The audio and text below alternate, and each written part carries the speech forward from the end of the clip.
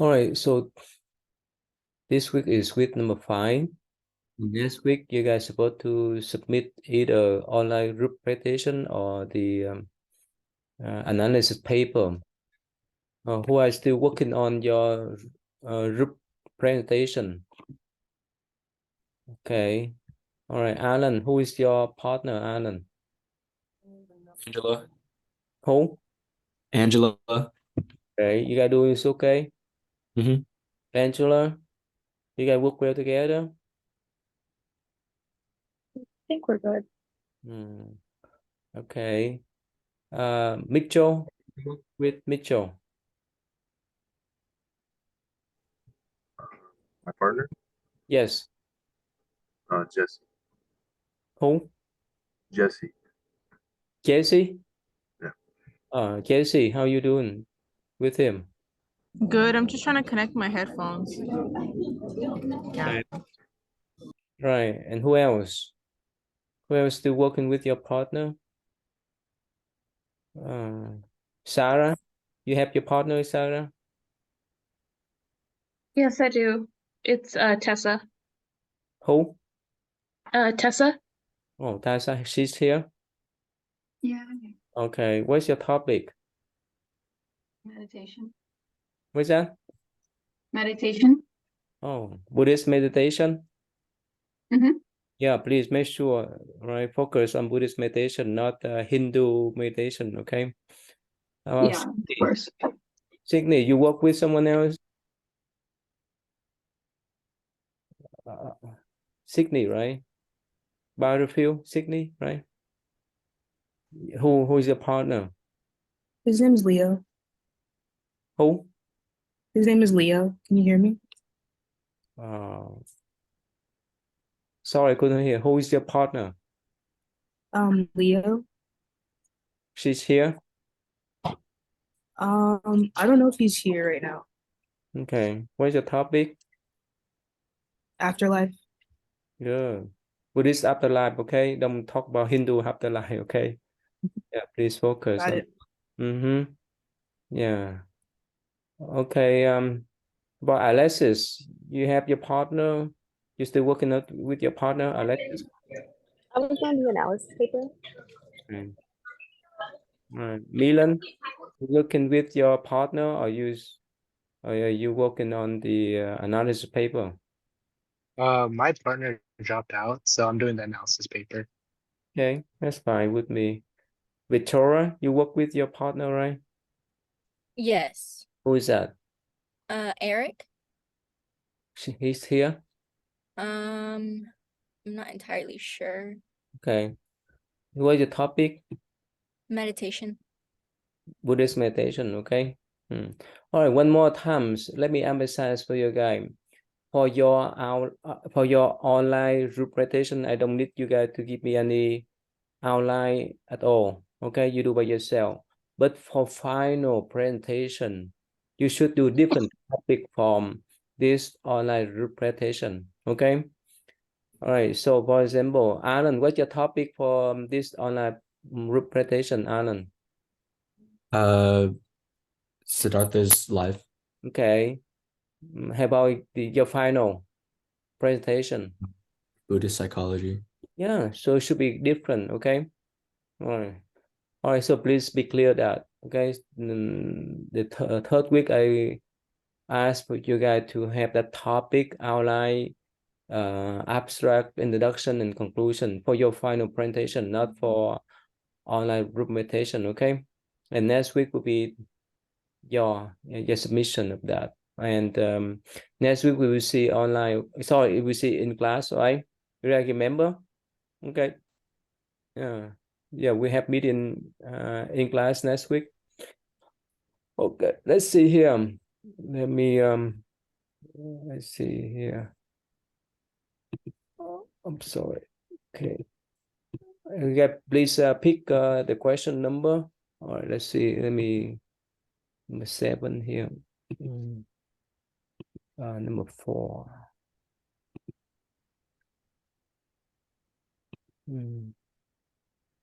Okay, number 2. 11.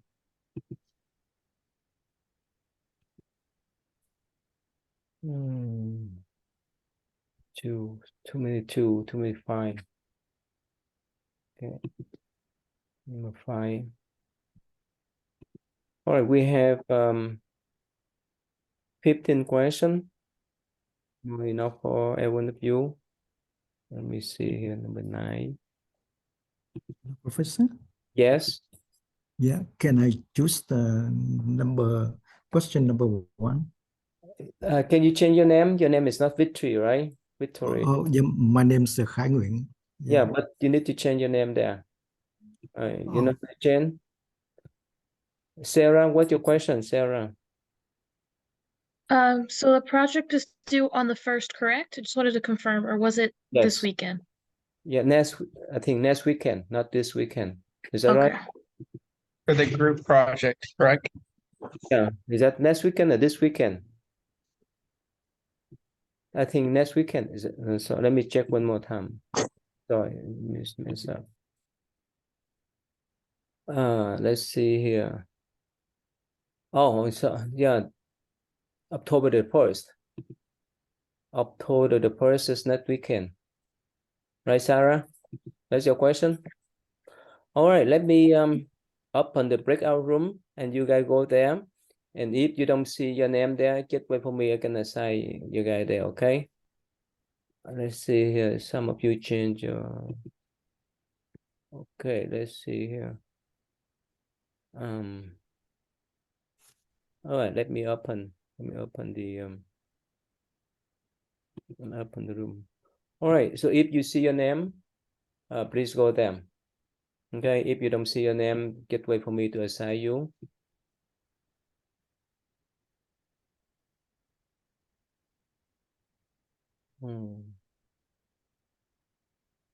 Okay, yes, just wait for me. Let me assign you guys there.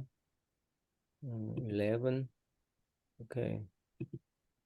Oh, we have so many numbers. Oh, yes. Sorry, Sydney and Derek. We have so many numbers. We have enough for number 2. Let's say 11. Yeah, we have enough for 11. Number 4. Yeah, enough for 4. Number 5. Yeah, okay. Okay, all right. So yeah, if you have number 6, number 2, number 11, number 4, number 3, please change to different number. We have number 5. We have number 7, 8, 9, 10. 8, 9, 10. I want to spread out. 8, 9, 10, 14. 8, 9, 10, 14. Yeah, please change. Okay. And if you put number 8 only, what's your name? You need to put your whole name, please. You put whole name, otherwise you would not get any credit for that. Okay. It just changed up. I had my name there, it just changed when I put the 8. Oh, okay. Okay, let's see here. Okay, 8. All right. So if number 5, let's see here. All right. 7. Okay, so if you have 7, 4, 7, 4, it says 8. Or 8 is yeah, we have enough for number 4. Enough for number 4, number 7. For 7, please change. We have enough for number 2. Number 5, please change to different number. We have number, let's see here, 9, 10, 9, 10, 14. 9, 10, 14. 12. 9, 10, 14, 12. 10, 9, 10, 9, 12. Okay. All right, number 10. Yeah, okay. If you see your name, go there. All right, Nia. Yeah, Sydney, we have, 14. Yeah, Nia, Sydney, Kai, yeah, change to number. We have, let's see, we still have number, Jesse, go to number 10, please. All right, Jesse. All right, so we have number 13. Yeah. Nia, Sydney. All right, Sydney, you want to have number 7? Okay, I can say you there. Okay, Sydney. I'll go to number 7. All right, Nia and Kai, pick up one of the question. I can send you there. I can pick up question 1, 3, 4, or 5. You don't know how to change your name? Yeah, my name is Khải Nguyễn. No. I can pick up question 1. Okay. Question 1. Okay.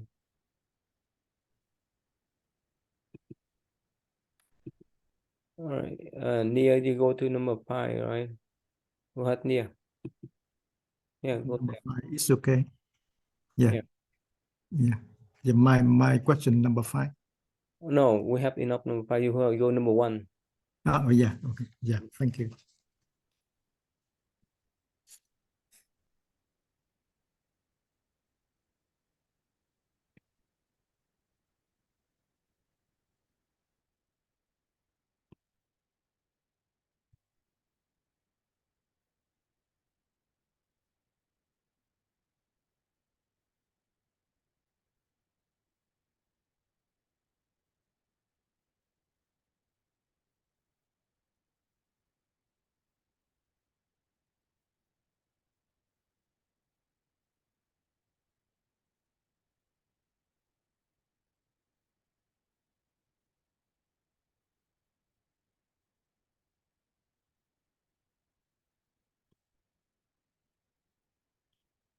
Hello. So Angela and Yeah.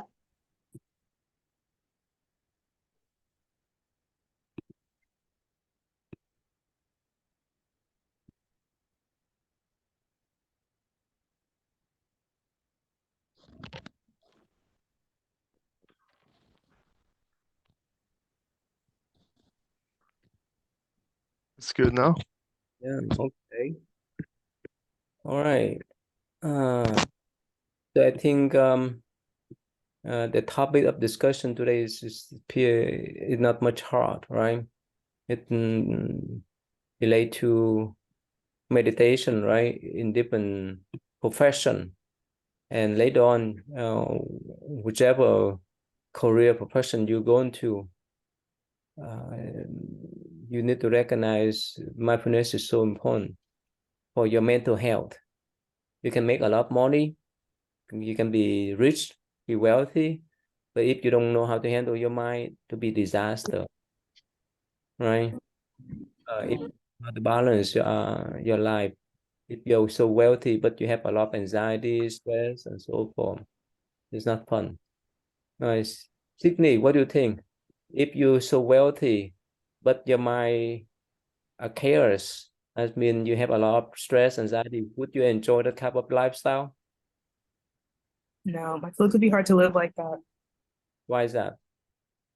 because with your mind like always on something and not being able to relax, you can't think straight and you might get off track.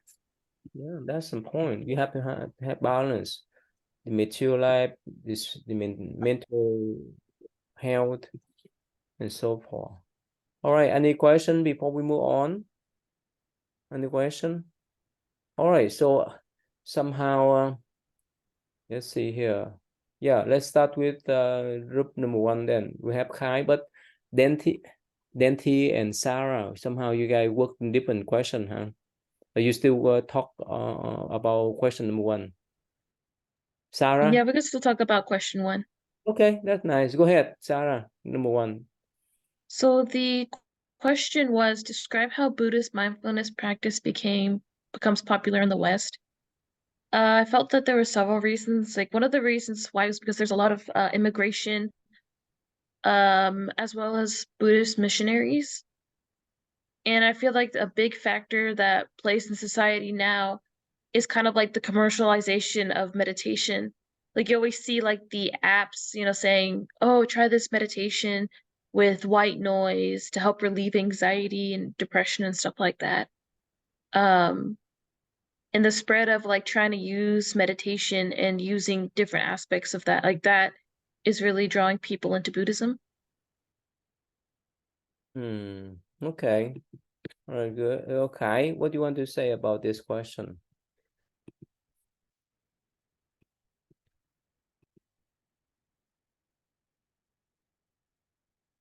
Okay, are you there?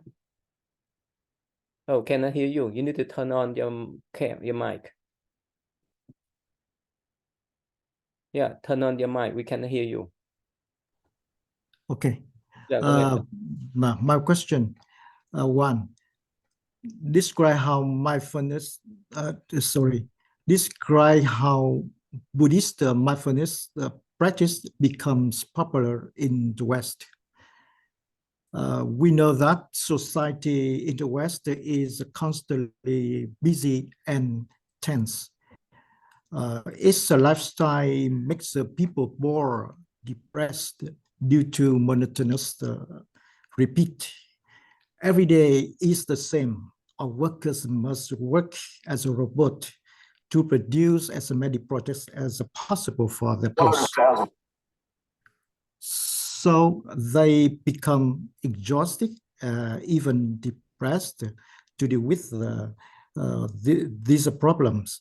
Buddhist mindfulness practice may be a helpful treatment or a good solution. That's why more people in the West are interested in the mindfulness practice. According to Buddhism, mindfulness practice is considered a means of calming the mind. It can be used to alleviate tension or create relaxation. We know Thich Nhat Hanh, a Vietnamese monk, was one of the people spreading Buddhism to the West.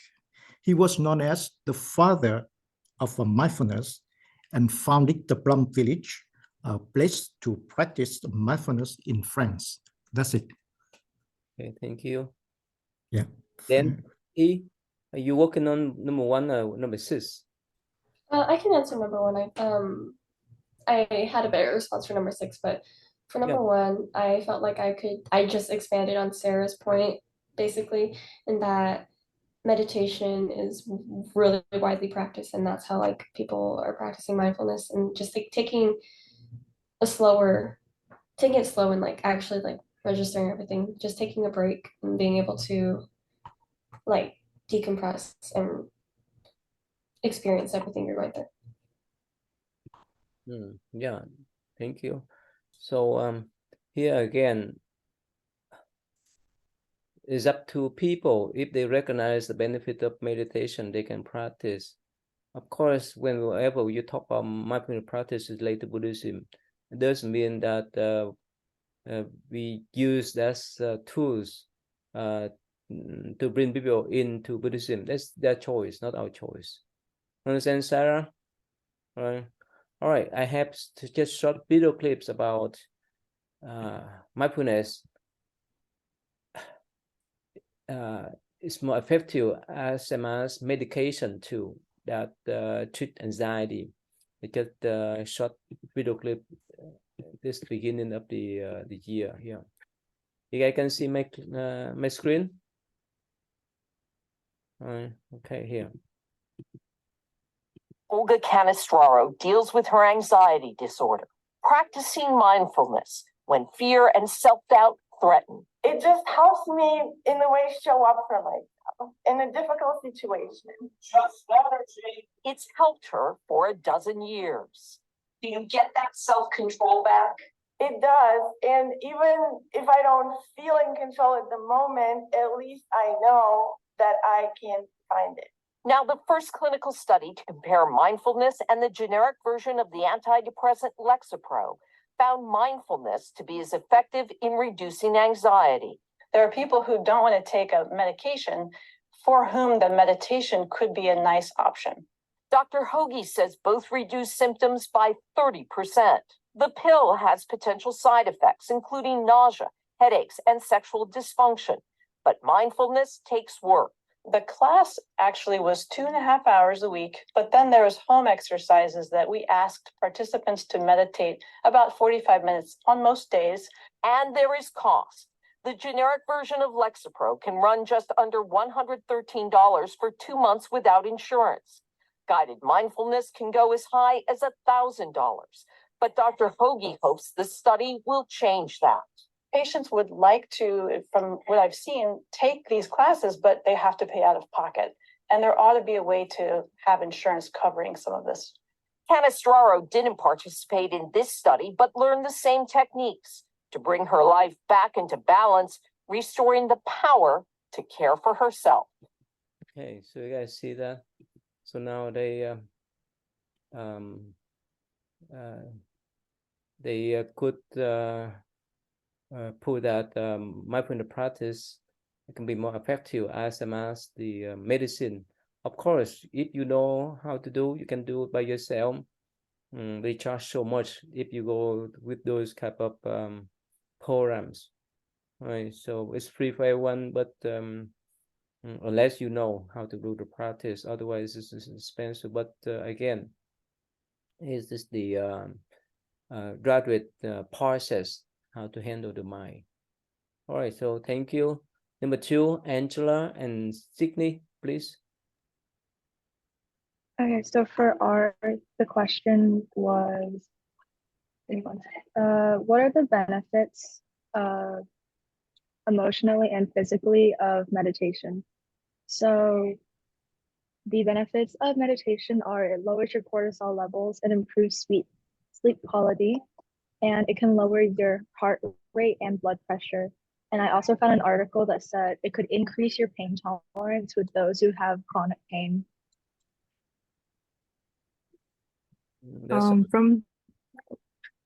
Yeah, go ahead, please. Sorry. Okay. From the mental aspect of it, whenever you're talking about meditation, it can benefit the mind by allowing more like mental clarity and like more natural guidance to understand where you want to go in life, and just like helping your emotions stay calm and making sure you don't like act on your emotions as much, as well as like helping you stay in the present as well too, and making sure you don't like worry about the past or the future. So how could you let go of the past and future when you taking the test? Sydney, how? I feel like if I get a bad grade, then I might wait longer. Okay. But like, yeah.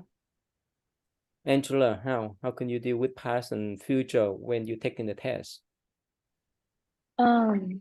Just by taking a deep breath before you take the test, it helps clear your mind of like any doubts or like anxiety you have leading into it, because it also lowers your blood pressure and cortisol. And it also helped me like before my test to take like a few deep breaths before I start the exam. Yeah, get focused on the present moment. Get focused on the questions.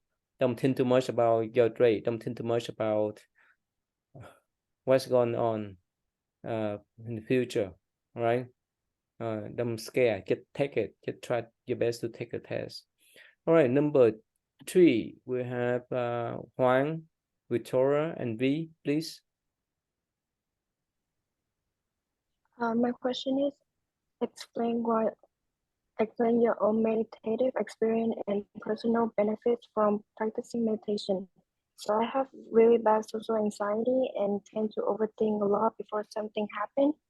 And there was a time where I was a student driver and I had like a mini panic attack. And then I meditate for a few minutes and then I end up driving very well. So how often do you do meditation? Maybe like 3 times a week, but I try to do more. That's good until you get used of that. You can see meditation like the food for your mentality, for your mind. You can see the effectiveness of that. All right, so thank you. So Victoria and Juan, please. Go. You can go. Okay. One of my experiences was whenever I was taking a very stressful exam last semester, and I meditated for about 5 minutes and just to calm my mind and get over the stress I was having for that exam because it was a very major exam for me, and it helped me for my emotional well-being overall. So just last semester, you did that frequently or just once in a while? I did it once in a while, maybe about once a week, but I'm trying to do a little bit more since I have had more stressful situations that have come into my life recently. So Do you learn from someone else, or you learn from books or from internet? one of my friends is Buddhist, and she actually persuaded me, or not persuaded me, but she introduced me into meditation, and it's actually helped me a lot.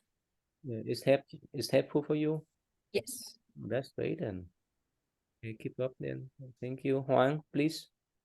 So basically, so last year I had a lot of work and my job and school, so I had to balance it out. So I basically meditated a lot to help me balance my mind out, so I can balance my work ethic and my school at the same time. So how often do you do per week? I do it whenever I need to, like 3-4 times. Not every day? No, not really every day. Wow. So you know, in Vietnamese tradition, it say that don't wait to dig the well when you thirsty. Understand that? You have to have the well of the water first. Otherwise, when you're so thirsty, you will not have much energy. So it means you need to do frequently so that you can get use of that and receive the benefit accordingly, right? Yeah. All right, good. Thank you. All right, number 4, Alexis Mitchell, please. So our question was explain how meditation practice could be an essential mind training for maintaining a moral and peaceful life. And our answers were it gets rid of impure, egotistic, and like bad thoughts, and it leads you to the path of like concentration and wisdom and stuff like that, which all in all leads to individual liberation and like balance and like I guess finding like your inner happiness. So yeah, that's how it could be a peaceful life. Go, please.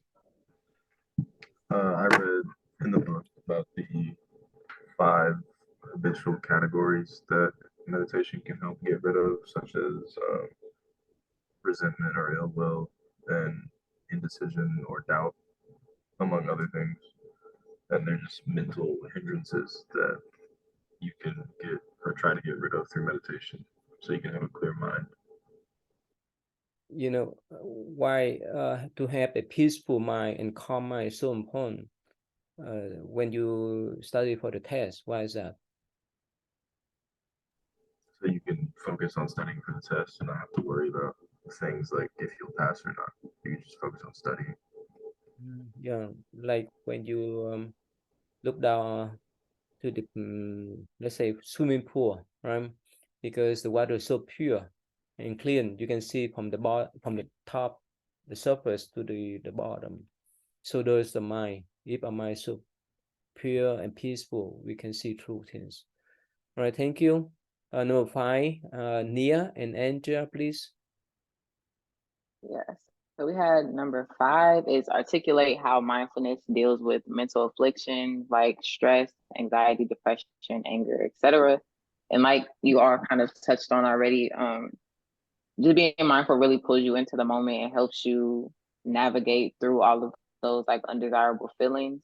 And in the textbook on page like 82, 83, they talked about 2 aspects of mindfulness, which is calming and insight.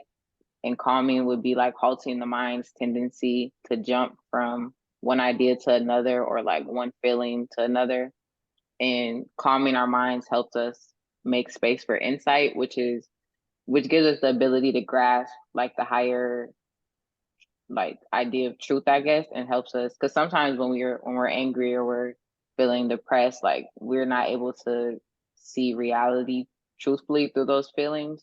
So calming ourselves through mindfulness helps us be able to do that. Yeah, thank you. And mindfulness is basically paying attention to the present moment. So enhancing the experience of mindfulness can be done through meditation, breathing, and yoga. And with these practices, people can become more aware of their thoughts and feelings instead of being overwhelmed by them. Okay, so when people are so depressed, right, they might so low, right? How about what happened when they might so excited? Let's say when you go to watch football games, a basketball and so forth, you might so excited. Can you concentrate when you might so excited? Nia? No, Why? it's hard to do that. Yeah, it's like in the moment, it is harder to like be able to constrain yourself from like, you know, excited emotions or whatever. But, you know, being mindful of like where you're at mentally, you can, you know, like kind of calm it down a little bit. But it will be hard in the present moment. So again, that's two poles, right? One is so when you might so excited, another one is you might so depressed, right? It's not easy to focus. So that's why you need to calm the mind. Your mind must be peaceful and calm so that you can focus. All right. Thank you. Number 6, Austin, me, and Jaha, please. I'm also number 5. Oh, you number 5? Oh, Yeah. okay. Go ahead, Rishi. Go ahead, please. Thank you. So another thing about mindfulness is that it helps you regulate your anger and emotions, and it also helps you with like coping with something that's like really bad that happened in your life. So let's say if like I don't know somebody hits you or something, you'll feel really angry. So mindfulness will help you recognize the signs of anger, and they'll help you be more present and attentive in the present moment. And this will help you give a more measured response instead of acting out of haste. And it also like helps you regulate your emotions. So whenever you're making judgments or responding to different situations, you can do that in a more healthy and adaptive manner. And in terms of like coping strategies, just like different like mental afflictions, like it can help you with those sorts of things. So um I guess like ideally it would help you like relax and like have more concentration with like the way that you're carrying yourself. So you do meditation frequently?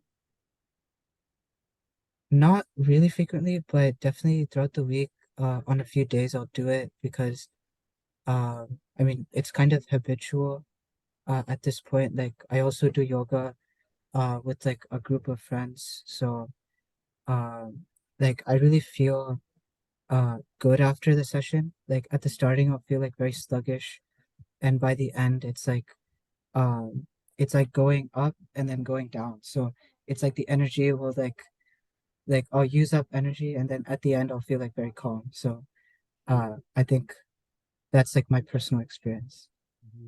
Now, most of you are still in school, and of course, some of you are working while you go to school, right?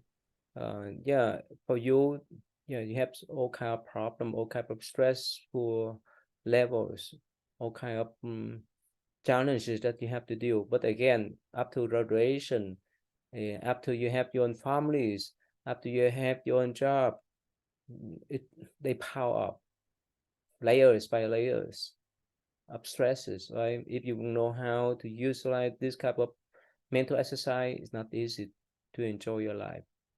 All right, so thank you. All right, number 6, please. Austin, me, and Zara, please. Okay, so number 6, our question is elaborate how mindfulness can be applied and practiced in college. So what I wanted to say was basically what you said before. With mindfulness, there's like two different there's two aspects, and I just want to talk about the calming part. With calming, you basically kind of like remove your thoughts because our mind is like constantly thinking of ideas. So with that, we could do stuff like meditation or taking a walk. And I think like in college, as you said, like we have other issues aside from school. So usually, with problems like that, I think, say like before I go to class, I would sometimes I would have problems outside of school and I would feel very stressed. So like before I go to class, I would sit in my car and just try to calm my mind, think about other things and meditate for a little bit, because if I were to go to class with my mind always thinking about other things, I would not be able to focus on what I'm learning. Okay, thank you. To add on to that, the calming stage of mindfulness, I guess you could try to like stay calm in class, or like not let yourself get stressed about the work you have for the week or your workload for the week, and not fixating on the fact that there's more work to do, but instead like finish what you're doing now and then you can move on. And I think that will save you a lot of stress and anxiety like they talked about in the last question. Okay. So in college, I think people can get easily stressed. So to stay mindful, one can meditate to stay present. And by meditating, you can like relax your body and mind, which will help you focus better on school. And I think students should like stay in the moment and focus on one thing at a time instead of like looking at everything that they have to do, because that will like end up overwhelming them. Okay, you guys know what happened in last year at the school? Let me share with you guys. I think most of you guys would recognize this. Last year, one is in February, another one in March, and both of them they jumped out from this building. You guys know that, right? Me, you know about this news? Arston, you heard about that? Okay, most of you are all of you are aware of that. Why is that? Why so much for them to handle? I think it's because I don't know what their situation was, but I do want to say like being away from home and just mostly for those who dorm here, you really don't have your family here and it's just you by yourself in your own dorm most of the time. So our thoughts gets to us, all the stress piles on us. So that's what makes us think stuff like that. Well, Zara, what do you think? Why is there somehow they harm themselves? They took their life. What happened then? Why is that? You know? I think like people just get overwhelmed by school, by like all the assignments and tests, and like they also have to work and do other things outside of school, and it just like it ends up being too much. It's pretty sad, right? You know, in Buddhism, having a human life is so precious, right? Austin, what do you think? Why so overwhelmed that they couldn't handle? Austin?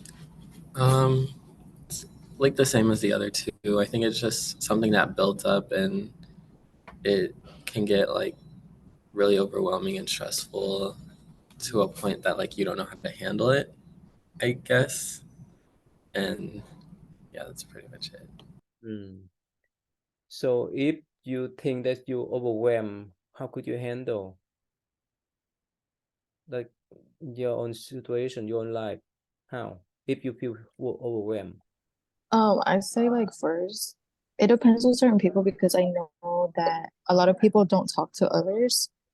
So they would just keep everything on their own. It just depends on the way that you cope with things. You can talk to other people, you can journal, you could do things like yoga, meditating, or even read a book. Sydney, if you feel overwhelmed, how could you handle? How could you deal with that type of situation?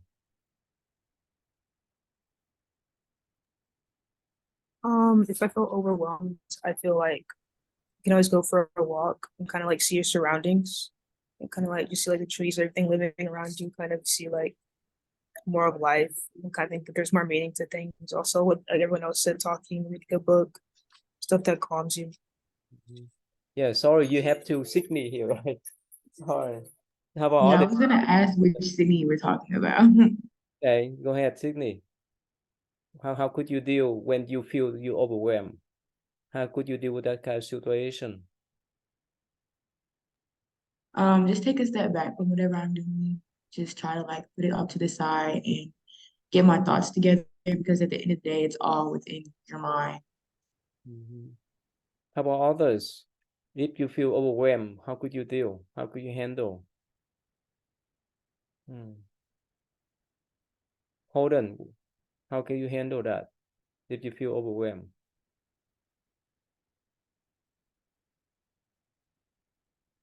Can you hear me? Yes, go ahead. I usually just like listen to music or something. I think other people's creativity really makes me feel good. Or Yeah. just go outside or something. Yeah, let me share with you guys this brief here. Let's see here. College student or a young adult who is struggling, know that you are not alone.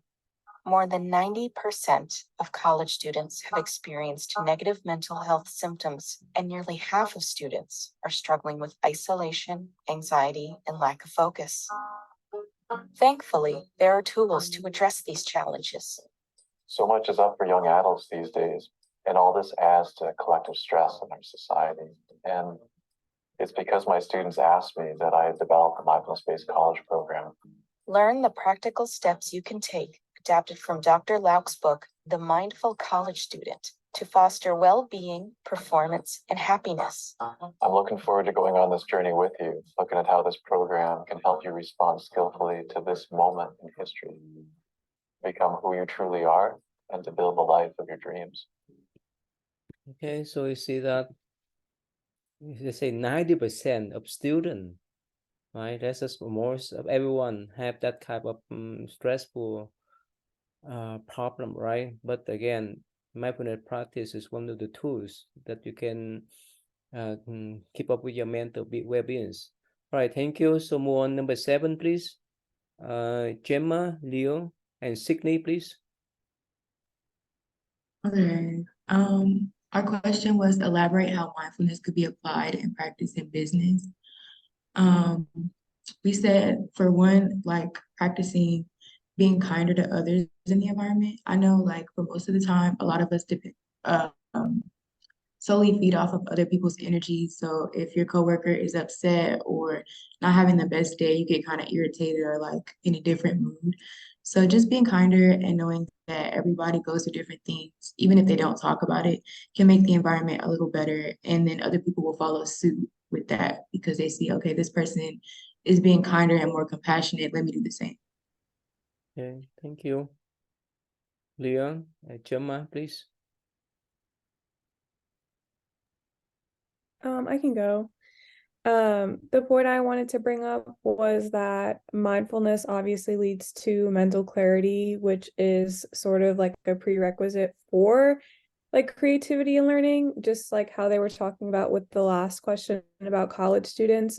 This also applies to them, but I remember last week we were talking a little bit about like that fight or flight stress response, and it literally has been proven that we can't digest information or be creative when we're in that sort of stressful sort of state of mind.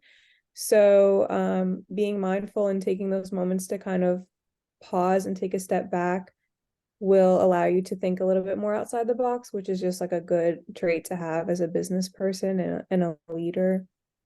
Okay, thank you. Leo, right? Yeah.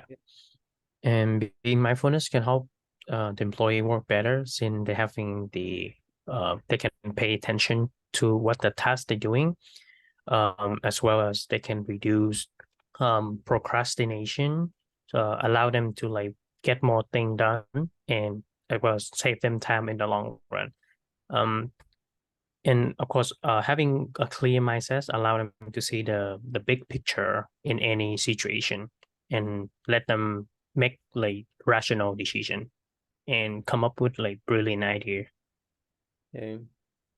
Who are working full time here? Why you go to school full time? Anyone of you working full time? No, part time. Right, yeah. Okay. Right. Who are in business major? No? Okay. All right, so again, yeah, when you work in, especially you go to school full time, even working part time, you have to have some kind of clarity in your mentality, otherwise it's not easy, right? All right, thank you. Number 8, Ian and Tony, please. Yeah, so our question was discussing how, sorry, throat is kind of, it was discussing how mindfulness could be applied and practiced in hospitals. And I thought that was a really good question because in hospitals, a lot of people can have a terminal mindset, right? When they're in a really bad situation with health, they can feel like it's the end of the world and it can affect the way they heal, right? They have all these random thoughts running through their mind, negativity, and applying a lot of mindfulness, meditation tactics, and methods from Buddhism has shown that it's helped people have a better outlook on life and actually promote healing because they have less negativity running through their mind and less stress in that sense. And for the hospital employees, they're able to be more empathetic and present with their patients as well, which can also help promote healing and a better outlook on life for patients, especially in like the ICU unit or critical care. Okay, thank you. Tony, please.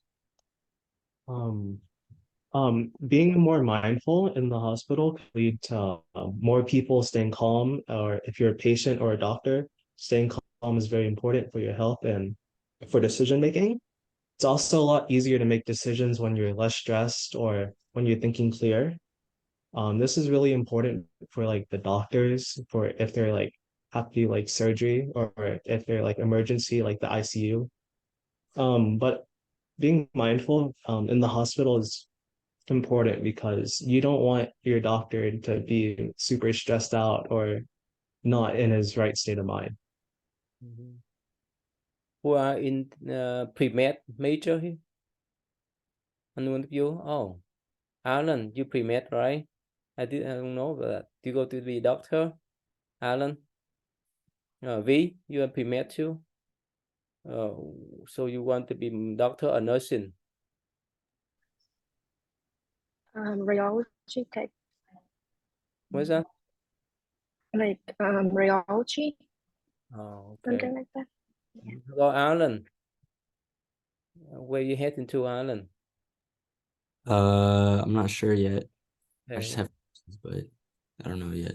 Okay. So again, yeah, if you head into medical field, that's so stressful, right? You have to deal with yourself, you have to deal with your mentality, as well as your patients. Every day you see so many of them. If you don't have a strong mind and clear mind, not easy to do your job, right? That's why nowadays I met some doctor. They pay for malpractice insurance is pretty high. And of course, some states it's very expensive for them to buy that kind of malpractice insurance. So you have to train yourself now. All right, thank you. Holden, you have on number 9, please. Holden. So my question was elaborate how mindfulness can be applied in practice in politics. So with politics, I think it's all about what you say and what kind of things you can convey to the people who you want to vote for you. And it has a lot to do with debate.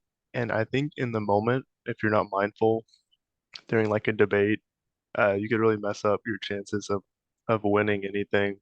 And what you say on social media, especially with the last president, to be mindful of what you say can really affect your ratings. I think it's one of the most important things in politics, just to observe what goes through your mind, because what you think, you'll eventually say or do.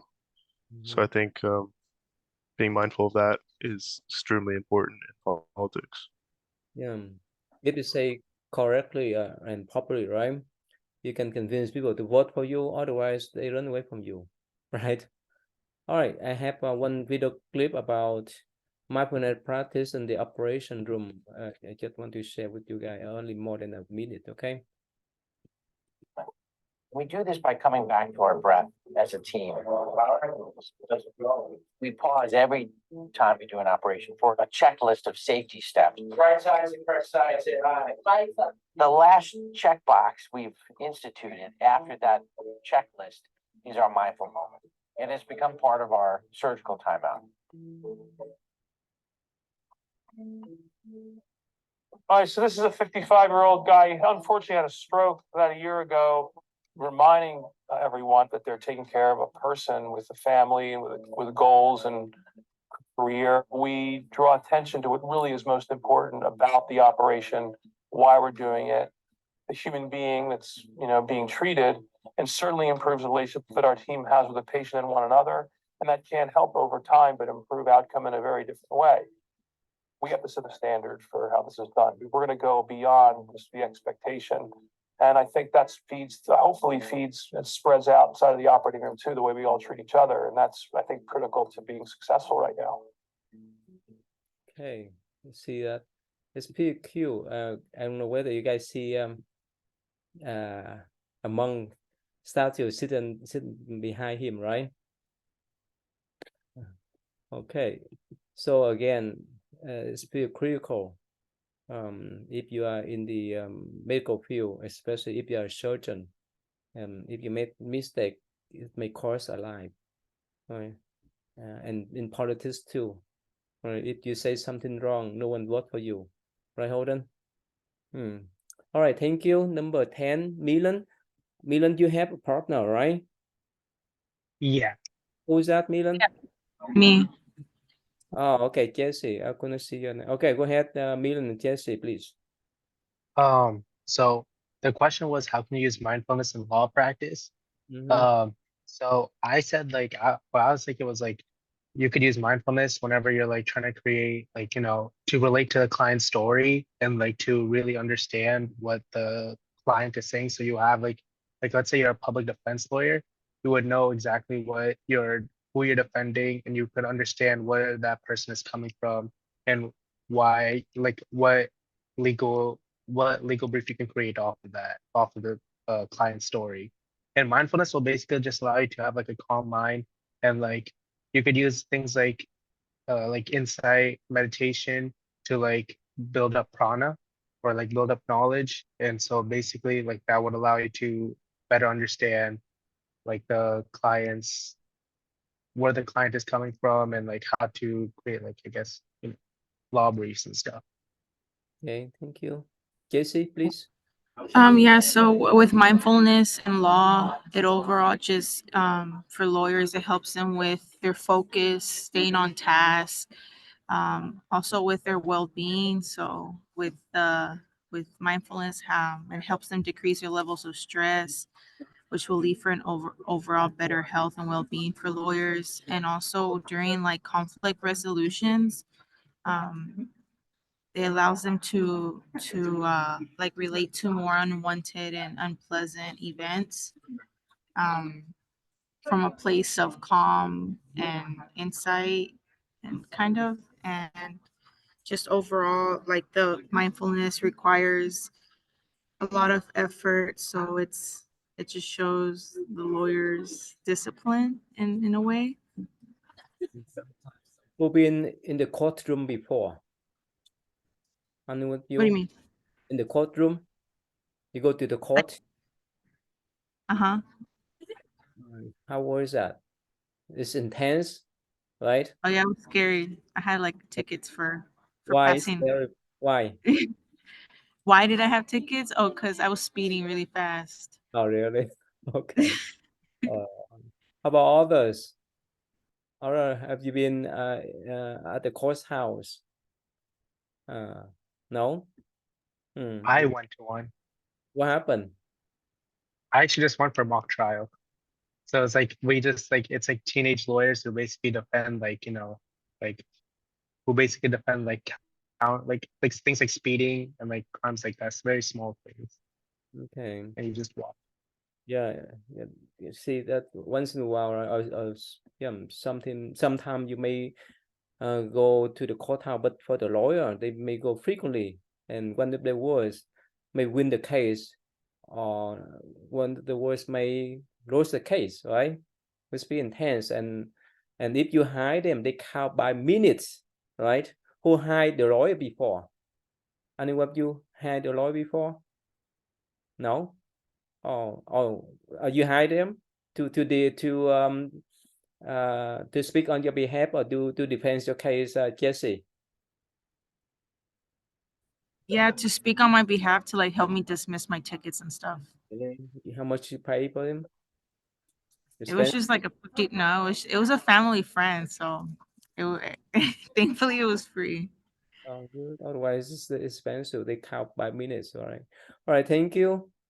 Bryn and Mia, sorry, 11, please. It's Maya. Oh, Maya, sorry. Yes. Yeah. So, there are so many situations in sports where an athlete may feel under pressure or feel stressed. And first of all, our question was, let's see. Our question was, how does mindfulness apply to sports? So my response was, there are a lot of situations where an athlete may feel under stress or pressure, and they have to push their body to extreme limits, and the fatigue may deepen that stress level. But practicing mindfulness, such as taking a deep breath before a game or during practice, it'll help athletes calm their nerves so they can perform at their highest level. So you say you play volleyball, right? Is that Yes. the university team or for your pressure? No, I don't play here, but I played in my last college. Which one? I went to Fayetteville State. It's in North Carolina. Where's that? In North Carolina. Oh, what's the name? North Carolina. It's 3:02 p.m. Sorry, that's my Alexa. But yeah. Is that junior college or a 4-year college? It's a 4-year college. It was just too far. I wanted to be home. Okay. Wow. All right. Thank you. How about who's that?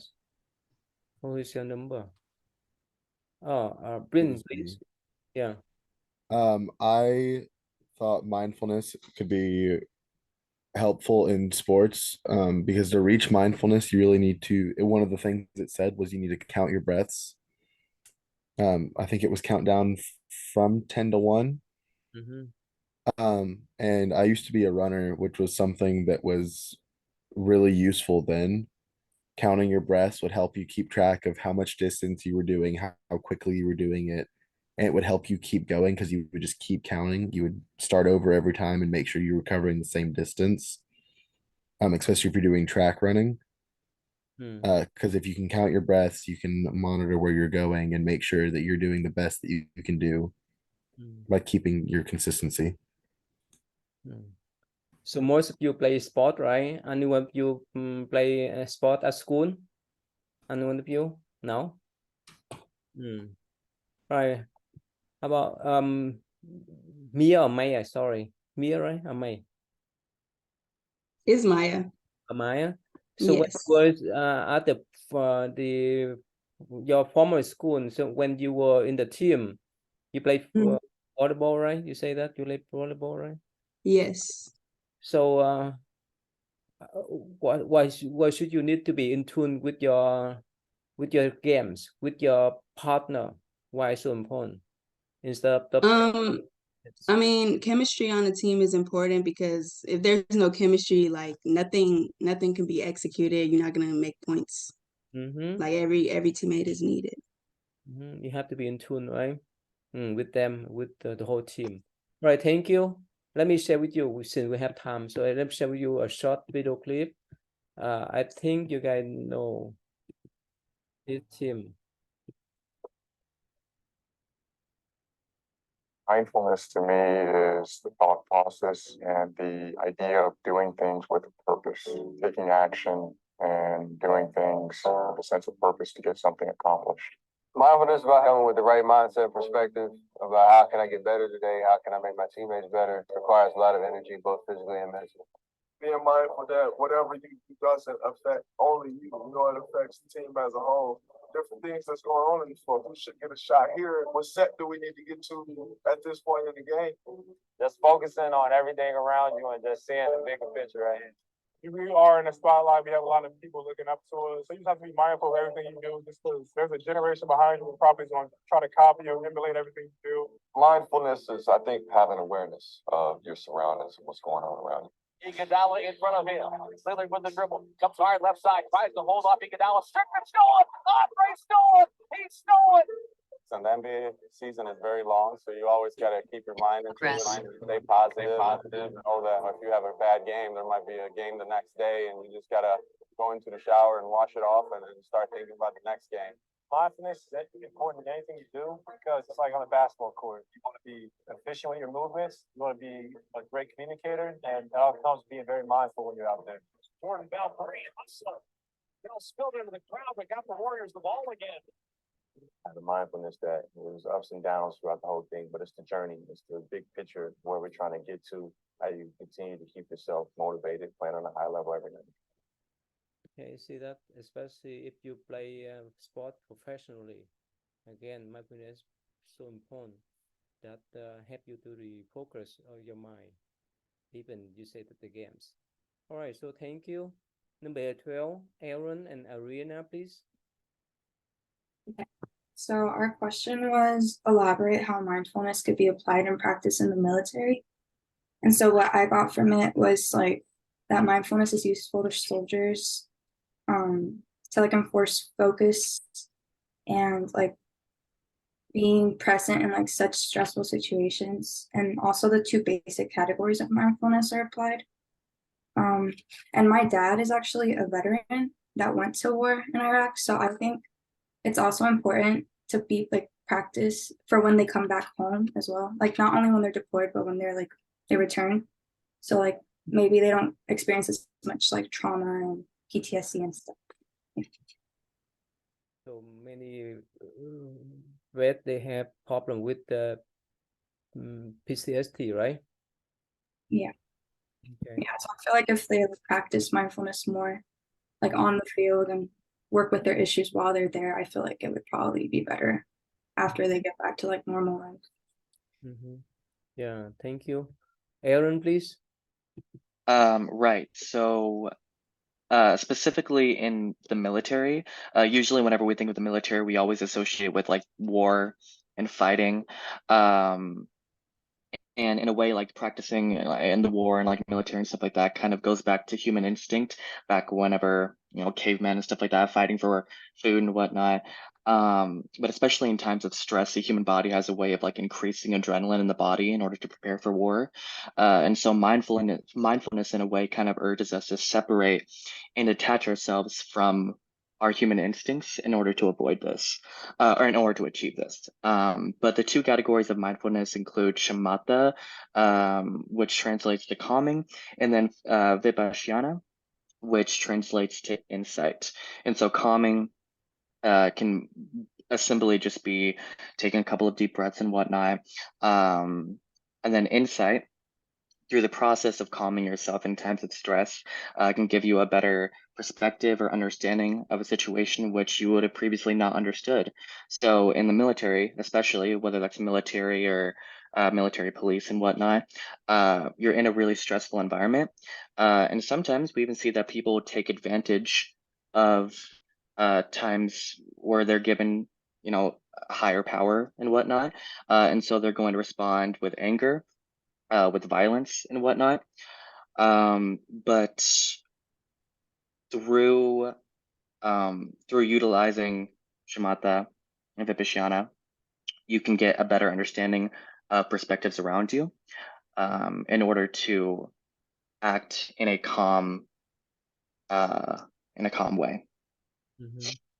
So Arena, like you mentioned recently, right? Many vets when they got back from battlefield, they have problem with PTSD, right? And especially all kind of violent thought, violent sin that occur in their mind again. If they don't know how to process them, it will be disaster for their life. And you see some of them on the street because they can handle that kind of violent sin and that they have seen, they have observed, and they have engaged before. All right, since we have a lot of time, so I can share with you this this video clip. Sorry, one short video clip about okay, here how soldiers utilize mindfulness practice here. So that after this class, you can see mindfulness is so prevalent for all profession, not only in education, but also in politics and so forth. The officer here in Sigonella. I have been meditating since the 80s. I've been teaching wellness and these activities since the 90s. So meditation is a purposeful time and place that you allow your mind to be quiet. There's amazing benefits. The first thing is there's no side effects. When you do this, you're going to decrease your heart rate. You're going to decrease your blood pressure. You're increasing your immune system to work as effectively as possible. What Sigonella does really well is provide free services for everybody. We go up to the mountain at least once a month. You meet here on base. You're guided up there, so you don't have to worry about driving up to Mount Etna. We'll take you to the forest area. When you're outside, the body actually, we're all intrinsically wired to feel better outdoors. You also get good vitamin D being out in the sunshine. So there's a lot of benefits to it. So you get a guided meditation time, the forest bathing, time also on your own. And then we usually come back and have a nice group lunch, talk about things, and then bring you back down the mountain so you can enjoy the rest of your weekend. We have these coin phrases, good to go, living the dream. It might be true for everybody, but is it true every day and every moment? Mental health, you really can't be good and feel good within your own skin and do your job, meet your family needs, all those other things if you're not in a good place. I'm Lieutenant Commander Skinner. I am your... Sorry. Okay. I want to show you guys, see that this is so applicable in every aspect of life. And you are the only one guy in room for the number 13, right, Anne? You there, Anne? Yeah. Can you Yeah, hear go me? ahead, please. Yeah, go ahead. Okay. My question is, elaborate why the chanting of Buddhist scriptures or mantras is one of the most essential aspects of Buddhist practice. Chanting is it's believed that it has a special power from spoken words. So from ritual chanting, they believe the powers come from both the sacredness of the words as well as the person chanting, because they are wholly focused on those words as they chant.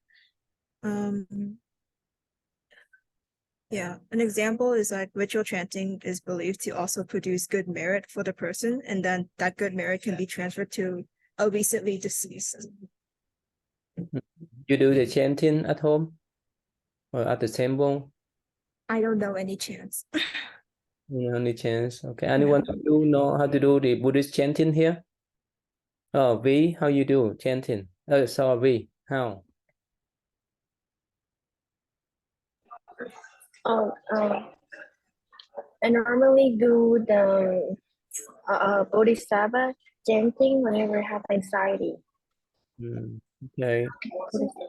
Me, you do chanting at home by yourself or with your parents at the temple? With my parents, but I think it's the same thing. It's like Namo Ayuda and yeah. Yeah. Alan, you do chanting with your mom at home, or you go to temple to do chanting? I do both. Okay. All right, good. Thank you. Derek, though, you are number 14, Derek. Yep. My question was, elaborate why visualizations of Buddhas, Bodhisattvas, and deities are one of the most essential aspects of Buddhist practices, especially in Tharnic Buddhist traditions. What I saw or read was that like it's often linked with visionary experiences, and it's linked with meditative discipline. The cultivation of mindfulness, spiritual empowerment through identification with ideas expressed with forms of powerful deities is like really important to them. So like you have to immerse yourself into it, and it's really important to the Tharnic like introduction rituals, where they usually involve standing with the mandala, which are cosmic diagrams that symbolizes the sacred or spiritual realm. So it's really important to the Tharnic people because they need like a visual, or like they immerse themselves into their like they immerse themselves kind of with the diagram. Have you seen one before? I feel like I have, but I really can't say that it is. But so I'm gonna say no, but I feel like I might have. Okay. Good. All right. Thank you, Alan, Andy, and Tessa. You are the last one. Go ahead, please.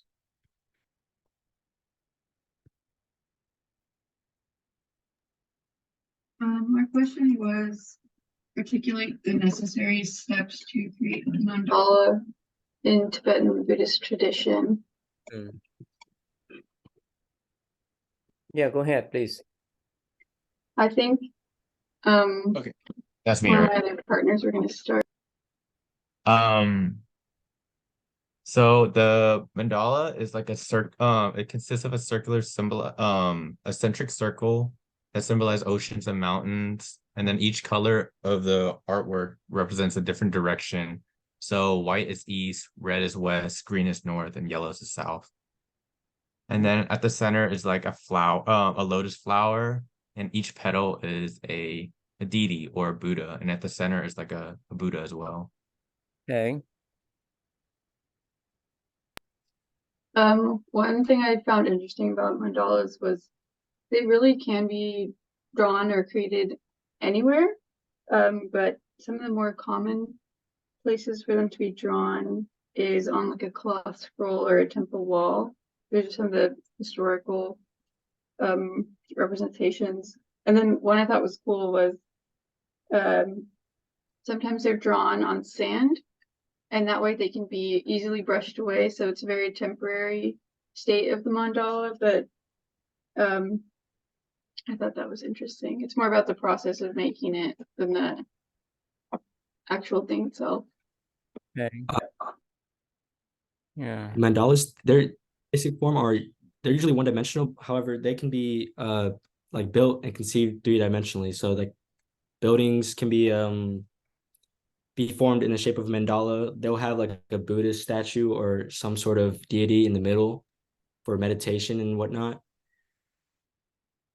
And you can see like an example of that building on page 88 of the book. And it's kind of like a circle, and then you have the square in the middle, and then it kind of just goes upwards from there. And then you have the little center where the deity stays. Who has seen how Tibetan monks done their mandala, some mandala before? Any one of you? None? All right, let me show you, okay? So last couple of weeks, I don't know how to do. Last couple of weeks, we invite a group of monks. I mean, the Tibetan monk who came to our temple to do this mandala. Okay, can you see my screen? Here's a mandala here. Can you see?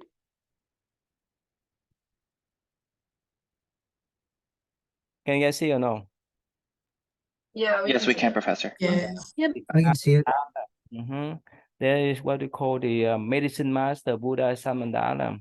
So the Tibetan monk, they came here to do for almost a week to finish this mandala here.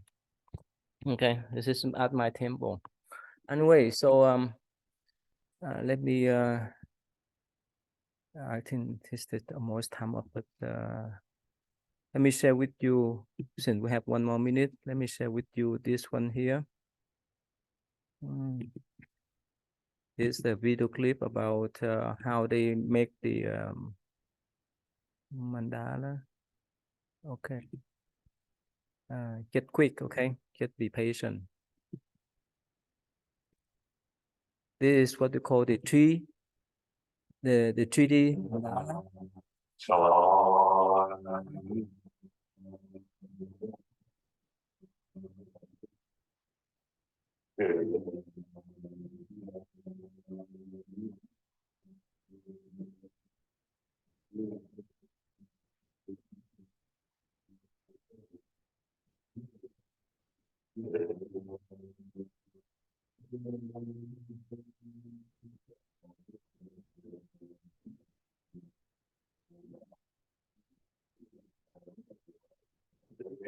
mandala. When you see it, my place is definitely 2D.